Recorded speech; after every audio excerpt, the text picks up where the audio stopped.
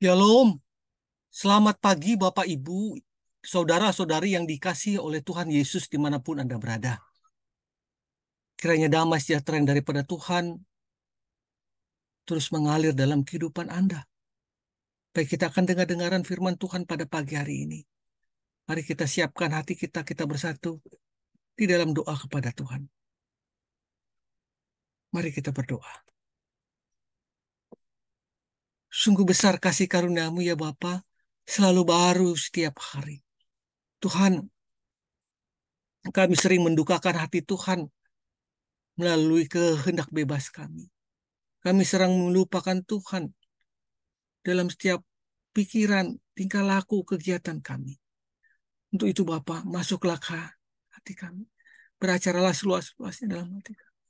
Agar kami boleh Tuhan melakukan sesuai dengan seturut kehendak Tuhan.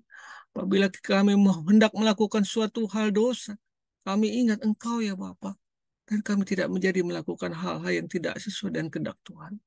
Bapa, berbicara Bapa firman-Mu pada pagi hari ini, biar itu menjadi kekuatan, menjadi hikmat, marifat buat kami dalam melangkah. Terlebih di hari ini, dalam nama Tuhan Yesus kami berdoa. Amin.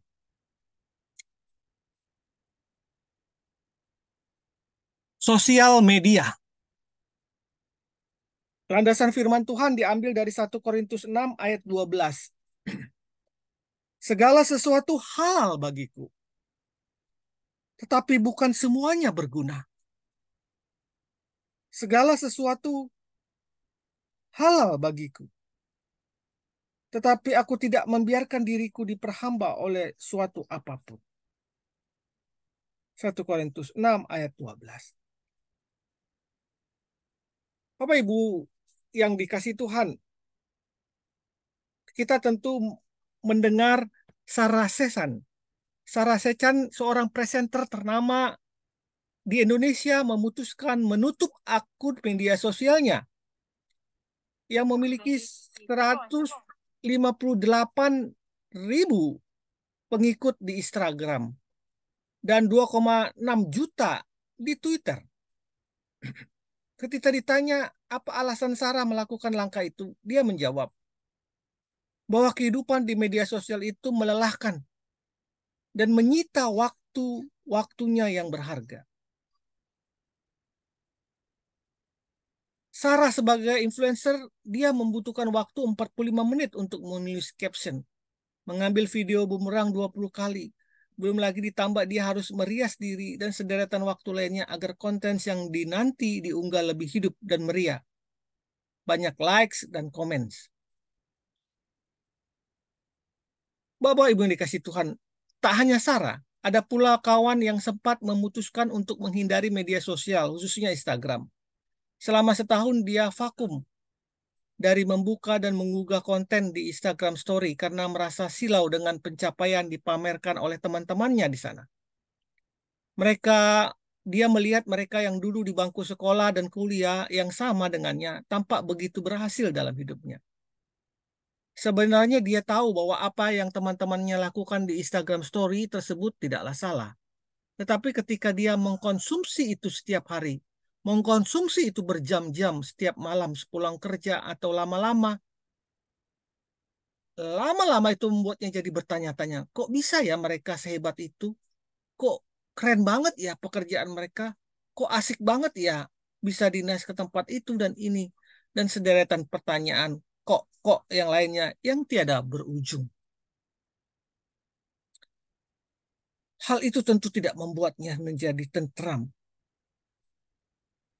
Bapak Ibu, saudara-saudari yang dikasih Tuhan, dua ilustrasi nyata atas kejadian nyata di atas menunjukkan sekelumit efek tak terhindarkan dari media sosial yang bisa menguras emosi, yang bisa mempengaruhi kinerja kita di dunia, yang bisa menghancurkan roh ketentraman kita. Meski tentunya media sosial itu pun punya banyak dampak positif sebenarnya.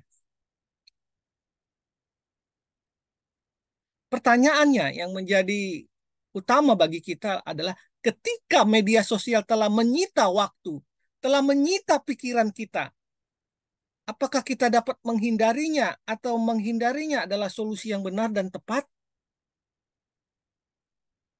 Kita tadi membaca 1 Korintus 6 ayat 12. Segala sesuatu halal bagiku, tetapi bukan semuanya berguna. Segala sesuatu halal bagiku, tetapi aku tidak membiarkan diriku diperhamba oleh suatu apapun. Paulus tidak mengatakan bahwa orang Kristen harus meninggalkan media sosial. Toh dia pada zaman Alkitab ditulis, dia belum mengenal istilah media sosial. Ayat tersebut, 1 Korintus 6 ayat 12 tadi, menyatakan bahwa Paulus menentang pandangan orang-orang yang pada masa itu berpikir bahwa mereka berhak melakukan apa saja dengan menghabiskan waktu sesuai dengan keinginan mereka. Padahal sebagai orang Kristen, segala sesuatu yang kita lakukan seharusnya ditujukan untuk Tuhan dan bukan untuk manusia dan kepuasan daging kita semata. Kolose 3 ayat 23. Jadi Bapak Ibu yang dikasih Tuhan, tidak semua informasi di media sosial itu baik. Oleh karena itu kita perlu bijak memilihnya. Informasi-informasi yang baik yang kita konsumsi dapat menolong mengisi pengetahuan kita. Iya, benar. Dan membuat kita update agar tetap relevan dengan lingkungan sekitar kita. Itu jelas. Yang perlu kita perhatikan adalah apakah kita mampu menjaga diri kita agar tidak diperhamba oleh media sosial itu sendiri.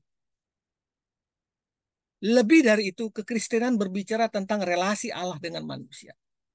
Setiap pilihan dan dalam rutinitas kita, termasuk dalam memilih aktivitas apa yang akan kita lakukan, mencerminkan kedekatan kita dengan Allah. Sekali lagi saya katakan, kekristenan berbicara tentang relasi kita dengan Tuhan.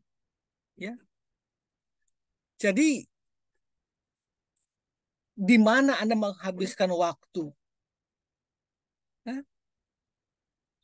Di mana Anda melakukan aktivitas yang Anda lakukan, itu mencerminkan kedekatan kita dengan Allah. Jadi setiap pilihan dalam rutinitas kita, termasuk dalam memilih aktivitas apa yang akan kita lakukan, mencerminkan kedekatan kita dengan Allah. Kita dipanggil untuk jadi serupa dengan Allah, bukan dengan dunia ini. Paulus dalam suratnya Roma mengatakan, janganlah kamu menjadi serupa dengan dunia ini, tetapi berubahlah oleh pembaruan budimu, sehingga kamu dapat membedakan manakah kehendak Allah, apa yang baik, yang berkenan pada Allah, dan apa yang sempurna. Roma 12 ayat 2. Media sosial hanyalah sebuah sarana untuk kita mengaktualisasi diri, memberi dan menerima informasi.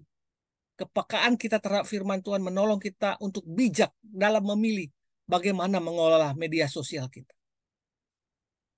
Tentunya keputusan vakum dari media sosial agaknya tidak akan menjadi sebuah perjalanan apa-apa jika tidak dibarengi dengan niatan untuk membangun mindset yang benar. Pekerjaan kita adalah panggilan yang mulia. Kesuksesan tidak melulu diukur berdasarkan penghasilan uang. Kesuksesan tidak selalu diukur dengan penghasilan materi dan ketenaran. Tetapi bisa juga diukur melalui dampak dan kepuasan emosional yang didapat. Tentunya sampai sejauh mana Tuhan dimuliakan lewat apa yang kita lakukan. Kiranya kita dapat mengantisipasi dampak dari media sosial ini. Tetapi ingatlah, media sosial juga adalah sarana yang baik yang bisa kita pakai untuk memberikan informasi-informasi baik kepada followers kita. Pada akhirnya Bapak Ibu yang saudara-saudara yang dikasih Tuhan, pilihan ada di tangan kita. Kita perlu peka untuk meneliti dan bertindak. Apakah kita memanfaatkan media sosial dengan bijak atau kita telah diperhamba olehnya waktu demi waktu, detik demi detik, jam demi jam, hari demi hari. Kiranya Tuhan memberikan hikmat marifat. Selamat pagi, selamat berkarya. Tuhan Yesus memberkati. Amin.